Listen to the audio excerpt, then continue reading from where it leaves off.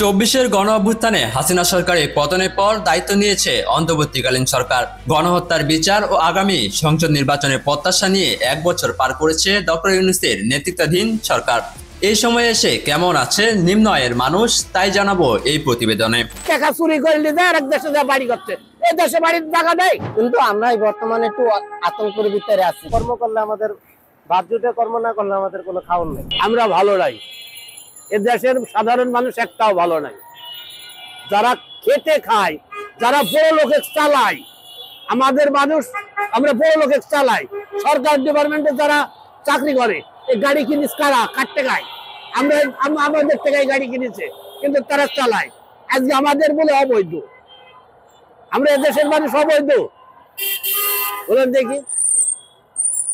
এদেশের মানুষ চাকরিজীবী একটাও এদেশ টাকা চুরি করে নিয়ে আরেক দেশে যা বাড়ি করছে, এই দেশে বাড়ির টাকা নেই। বড় বড় যে অফিসার করেন বানাইছে, রিটায়ার হওয়ার পরেই শুনে যে কানাডায় থাকে, আমেরিকায় থাকে। আমার দেশে বাড়ি নাই, এই দেশে সব চুরি করি, সব শিক্ষিত সমাজ গঠন চলে যায়। একটা মানুষ, সাধারণ মানুষ ভালো নাই।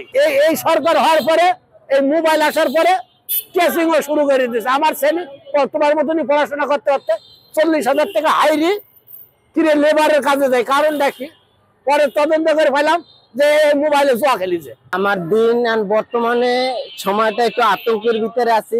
সামনে নির্বাচন, তারপর যে হারে অটো রিক্সা বাড়ছে, তারপর বিভিন্ন ধরনের একটু মিছিল যায়, জয়জামালার ভিতরে আছে। কিন্তু ইনকামটা আগের মতো নাই। আগে যে প্রথম যে সময় অটো বাইরেছিল, সেই সময় যে ইনকামটা ছিল, এখন বর্তমান ইনকামটা নাই। নির্বাচনের পরবর্তী সময়টায় যে সরকারি ক্ষমতা আসুক না কেন, কিন্তু হে যাতে আমগো এই অটো গাড়ি চলাচলের কোনো ব্যবস্থা করে দেয়, হয়তো লাইসেন্স করে দেয়, অথবা যে কোনো একটা শৃঙ্খলা করে দেয়, তাহলে হয়তো ভালো হইতে পারে, অথবা খারাপ পর্যায়েও যাইতে পারি। এখন বর্তমানে সেটা বলা যাইতেছে না। কিন্তু আমরা বর্তমানে একটু আতঙ্কের ভিতরে আছি। কি পরবর্তী সময় কি হয় কি না হয়, এটা সঠিক বলা যাইতেছে না। এখন বর্তমানে যে বাজার আর কি যে হিসাবে চলতেছে, আমাদের মানে গরিবের জন্য আর কি সবসময় সমান। আল্লাহ যে সরকারে আসুক ক্ষমতায়, কারণ আমাদের রিক্সার কোনো নির্ধারিত না। আমরা দুর্নীতি রিক্সা চালালে, কাজ করলে, কর্ম করলে আমাদের ভাত জুটে, কর্ম না করলে আমাদের কোনো খাওয়ার নেই। আর এখন মোটামুটি হিসাবে আল্লাহর রহমতে আমরা যাই আছি, আল্লাহর কাছে খুব শুকরিয়া, খুব ভালোই আছি।